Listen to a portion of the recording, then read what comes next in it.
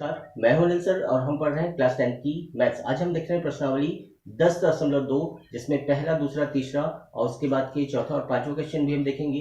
पहला, दूसरा, तीसरा एमसीक्यूज वाले क्वेश्चंस हैं। सही विकल्प हमारे पास दिए हैं, तो यहाँ पर हमें ज्ञात करना है कि इसके सही विकल्प क्या होंगे। सबसे पहले हम देखते हैं पहला प्रश्न। एक बिंदु Q से एक वृत्त पर स्पर्श रेखा की लंबाइयां 24 सेंटीमीटर तथा Q से केंद्र की दूरी 25 सेंटीमीटर है। वृत्त की त्रिज्या हमें ज्ञात करना है। मतलब यहाँ पर ये एक बिंदु है, यहाँ से यहाँ की दूरी है 24 मीटर और यहाँ से यहाँ की दूरी है 25 सेंटीमीटर। सेंटीमीटर में है दोनों। तो यहाँ पर अगर हम देखते हैं तो ये स्पर्श रेखा है और ये त्रिज्या है। इस स्पर्श रेखा पर त्रिज्या लंब होती है, मतलब ये एक समकोण त्रिभुज हुआ और समकोण त्रिभुज में हमें पता है कि कर्ण का वर्ग बराबर होता है लंब का वर्ग धन आधार का वर्ग।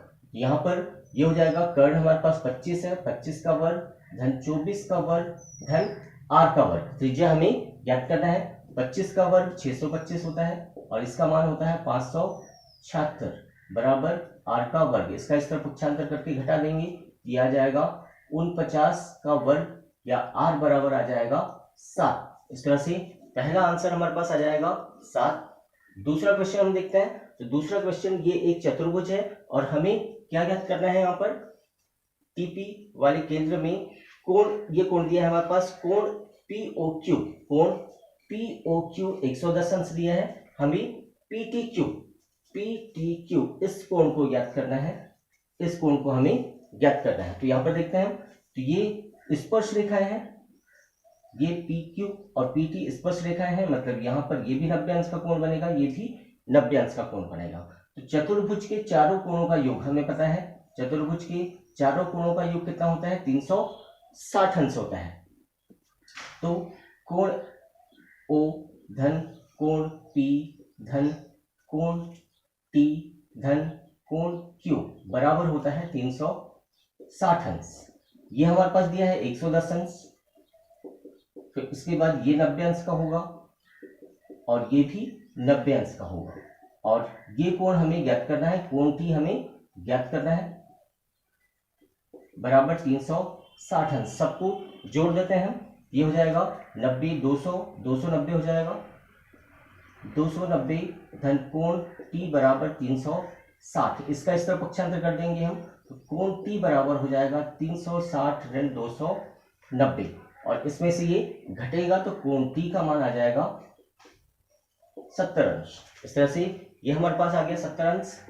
फिर हम देखते हैं तीसरा प्रश्न हमारे पास दिया है। यदि एक बिंदु P से O केंद्र वाले किसी वृत्त पर PA PB स्पर्श रेखाएं हैं, परस्पर 80 डिग्री के कोण पर झुकी हो, तो कोण POA बराबर है। कोण POA ये कोण कितने का होगा, ये हमें बताना है। सबसे पहले हम देखते हैं ये स्पर्श रेखाएं हैं। तो स्पर्श रेखाएं 90 अंश की होती है, ये हमें याद रखना है। यहाँ पर हमें पता करना है इस पूरे कोण का मान दिया है 80 अंश। अब इस पूरे कोण का मान दिया है, तो सबसे पहले हमें APO इस कोण को ज्ञात करना होगा। तो इस कोण को ज्ञात करने के लिए हमें इन दोनों को सर्वांशम सिद्ध करना होगा। सर्वांशम सिद्ध करने के लिए हमें पता है ये स्पर्श रेखाएं हैं। स्पर्श रेखाएं मतलब AP बराबर क्या होता है? AP बराबर BP। AP बराबर BP ये स्पर्श रेखा है और स्पर्श रेखाओं की दूरी बराबर होती है। ये हो जाएगा कोण A बराबर कोण B हो जाएगा। और दूसरा ये त्रिज्या है OA और OB। OA बराबर OB ये त्रिज्या है। इस तरह से ये दोनों त्रिभुज सर्वांगसम हो जाएंगे। दोनों त्रिभुज सर्वांगसम मतलब त्रिभुज OAP सर्वांगसम हो जाएगा त्रिभुज OBP के सर्वांगसम हो जाएगा। और अगर सर्वांगसम होते हैं तो ये दोनों कोण आधे आधे हो जाएंगे। मतलब ये हो जाएगा 40 का, दोनों कोण बराबर होंगे तो ये कोण 40 का हो जाएगा, ये 40 का हो गया, ये 90 का हो गया। तो त्रिभुज के तीनों कोणों का योग हमें मालूम है कि 180 अंश होता है। तो यहाँ पर आगे लिखते हैं हम, तो कोण A धन कोण O धन कोण P बराबर होता है 180 अंश। ये हमें पता है, ये O है। कोण ए, कोण ओ और कोण पी बराबर 180 अंश होता है। इस कोण का मान हमें मालूम है 90 अंश होता है। इस कोण का मान अभी हमने निकाला है 40 है। और कोण ओ हमें ज्ञात करना है। कोण ओ हमें ज्ञात करना है 180 अंश। ये दोनों को जोड़ देंगे, ये हो जाएगा 130 अंश। कोण क्यू हमें ज्ञात करना है बराबर 180 अंश। 130 में से 180 घटा देंगे तो कोण क्यू कोण ओ का मान हमें पता चल जाएगा।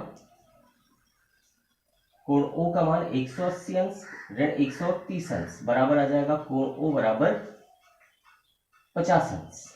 यहां पर सही आंसर आएगा 50। इस तरह से हमने हल करके इनके सही विकल्प को चेक कर लिया है। अब हम देखते हैं अगला प्रश्न। चौथा प्रश्न हम देखते हैं, सिद्ध कीजिए किसी वृत्त के किसी व्यास के सिरों पर खींची गई स्पर्श रेखाएं समांतर होती है। यहाँ पर ये दो रेखाएं हैं, स्पर्श रेखाएं ए बी और सी डी। यहाँ पर ये स्पर्श कर रही है क्यू बिंदु पर और यहाँ पर स्पर्श कर रही है पी बिंदु पर। हमें सिद्ध करना है कि ये दोनों रेखाएं एक दूसरे के समांतर है, मतलब ए बी समांतर सी डी हमें सिद्ध करना है। सबसे पहले हम देखते हैं हल। दिया है हमारे पास ए बी व सी डी दो स्पर्श रेखाएं हैं और ओ वृत्त का केंद्र है। इतना मान लिया है हमने। अब यहां पर सिद्ध करना है हमें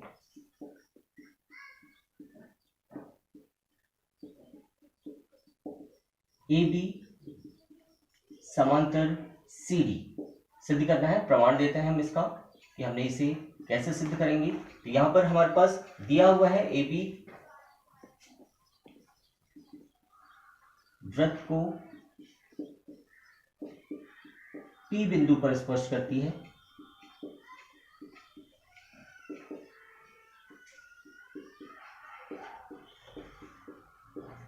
तथा सी डी वृत्त को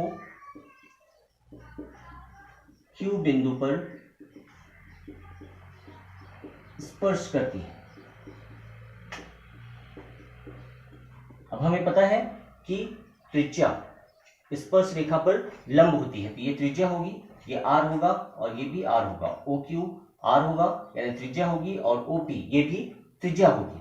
तो यहां पर लिख सकते हैं हम ओ क्यू लंब होगा सी डी पर, वैसे ही ओ पी लंब होगा ए बी पर। दोनों एक दूसरे पर लंब है यहाँ पर, और अगर दोनों लंब है तो यहां पर देखते हैं हम ए बी और सी डी। यहां पर ये लंब है इस पर और ये लंब है इस पर। अगर ये दोनों एक दूसरे पर लंब है तो यहाँ पर ये हम कह सकते हैं कि ये एकांतर कोण है। दो समांतर रेखाओं के एकांतर कोण अगर बराबर हैं तो दोनों रेखाएं बराबर समांतर होती हैं। इस तरह से कोण PBO बराबर 90 अंश हो जाएगा। अब वैसे ही यहां पर ये कोण भी हम देखते हैं, कोण DQO